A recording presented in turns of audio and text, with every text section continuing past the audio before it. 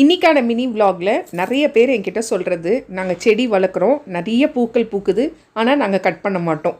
ஏன்னா அது செடியிலேயே இருக்கிறது எங்களுக்கு ரொம்ப அழகாக இருக்குது அதை பார்க்குறதுக்கு.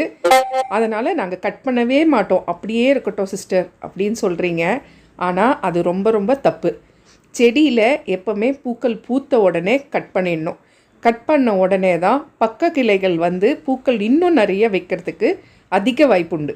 நீங்கள் கட் பண்ணாமல் விட்டுட்டிங்கன்னா பூக்கள் அதுலேயே வாடி செடியிலேயே வாடி போயிடும், அதுலேயே உதிர்ந்தும் போயிடும். ஸோ வந்து நீங்கள் எதுக்குமே அதை யூஸ் பண்ண முடியாது. அதை பார்த்துட்டு அது அப்படியே உதிர்ந்து போயிடும், அந்த காம்பு வந்து அப்படியே நின்றுடும். ஸோ அந்த காம்புலேருந்து உங்களுக்கு வளர்ச்சியே இருக்காது.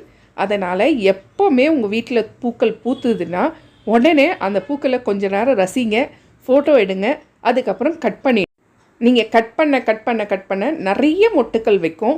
அதே மாதிரி நிறைய சைட் பிரான்ச்சஸ் வரும்.